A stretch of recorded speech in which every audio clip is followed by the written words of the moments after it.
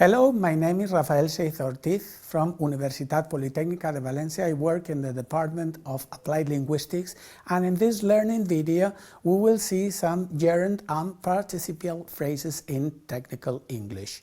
These are the contents of my presentation.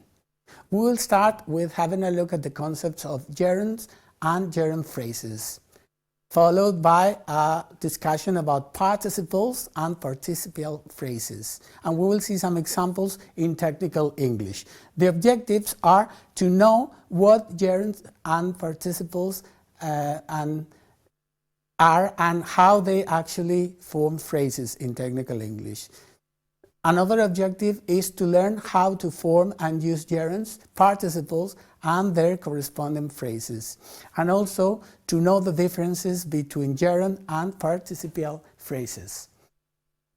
A gerund, then, is a verbal form that means it's based on a verb, and therefore it expresses an action or a state of being. And it ends in ing and functions as a noun. And since it is a noun, it can occupy several positions or functions within the sentence. It can be a subject, direct object, subject complement, and object of prepositions. Gerund phrases can be subjects or direct objects of certain verbs such as require, mean, necessitate, involve, and here we have some examples. This structure requires urgent welding. Writing does not mean copying words of different famous writers, or maintenance requires carrying out of a series of planned actions. It is very important to note that gerunds, ing forms, must be used after prepositions. Here we have some examples of gerund and gerund phrases. In the first example, we have gerunds used of subjects. Traveling might satisfy your desire for new experiences. This would be equivalent to the other example in which we use the subject of the sentence. It can also be the direct object of the sentence. For example, in the second example here, they do not appreciate my singing. It would be equivalent to they do not appreciate my assistance. It functions as a direct object. The gerund can also be subject complement, such as in the next example here. My cat's favorite activity is sleeping. Or it can be also, as we have seen, the object of prepositions. For example, in the last example here, the police arrested him for speeding. A gerund phrase is a group of words consisting of several parts or components. A gerund and a modifier, modifiers, and or a pronoun or a noun together with a noun phrase or noun phrases that function or can function as a direct object, indirect object, or complement of the action or state expressed in the verb of the gerund. Here we have one example, marked in blue.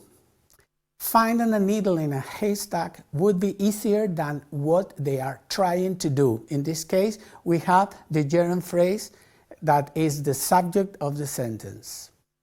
Finding is the gerund, a needle is the direct object, and in a haystack is a prepositional phrase. Here we have another example. I hope that you appreciate my offering you this opportunity. In this case, the gerund phrase is a direct object of the verb appreciate. My is a possessive form, offering is the gerund, and you is the indirect object of the action expressed in the gerund, and this opportunity is the direct object of the action expressed in this gerund. Another example would be this one. You might get in trouble for faking an illness to avoid work. In this case, the gerund phrase acts as the object of the preposition for. Faking is a gerund, and illness is the direct object of the action expressed in this verb, in this gerund, and to avoid work is an infinitive phrase that acts as an adverb. Another example would be, being the boss made Jeff feel uneasy. In this case, the gerund phrase is the subject of the sentence. Being is the gerund and the boss is the subject complement of the state that is expressed in the verbal form of a gerund. Let's move on to participles and participial phrases. A participle is a verbal form that most often ends in ing, it can also end in ed, and functions as an adjective. And since it is an adjective, it can modifies nouns or pronouns. There are two types of participles in English. Present participles end in ing, and they resemble gerunds. And past participles end in ed or have an irregular form. A participial phrase, in turn, is a group of words consisting of different components. A participle, and a modifier, modifiers, and or a pronoun or pronouns, or noun or nouns, and a noun phrase or noun phrases that function as either the direct object, the indirect object, or the complement of the action or state expressed in the verb of the participle. Here we have some examples, marked in blue again. Removing his coat, Jack rushed to the river. In this case, the participial phrase acts as an adjective modifying Jack. Removing is a participle, and his coat is a direct object of the action expressed in the participle. In this other example, Susan noticed her cousin walking along the shoreline.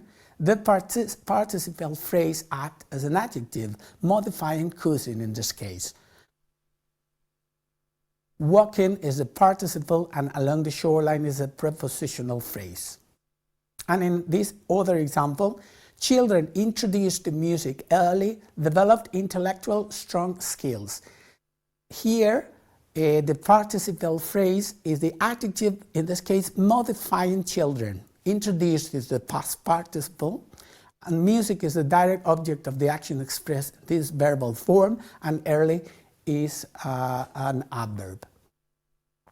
In this other example, having been a gymnast, Lynn knew the importance of exercise. Here, the participial phrase acts as an adjective that modifies Lynn. Having been is the participle, in this case compound participle, and a gymnast is a subject complement for the state expressed in the participle. Here we have some examples of gerunds and gerund phrases. The first one, increasing takeoff and landing weight requires strengthening the landing gear. Or, longer range requires increasing fuel capacity. Enlarging fuel tanks meant having to extend wingspan. These changes involved redesigning the entire wing. Boeing was interested in offering airlines several variants. Fuel tank capacity was increased by enlarging wings. Engineers were not against adopting the proposals, and last, they were afraid of losing time in the design process. These are examples similar to the ones we have seen so far, but in this case, in the context of technical English. And here we have some examples also taken from technical English, but in this case, we have participles and participial phrases. In the first example, with all changes being approved, the next step was simple.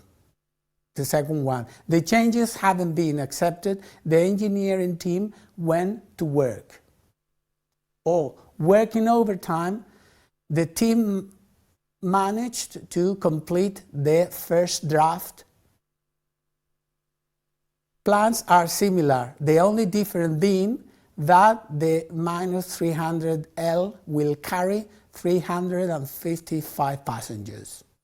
Or, gains are substantial, the most significant being fuel economy. And many reasons were cited, the most important being the need to increase passenger load. As we have seen, participle phrases and gerund phrases are very important in technical English, and we have to know how to actually use them in technical context and in any other context, as we have seen during this learning video. I hope this was useful for you, and thank you very much for your attention.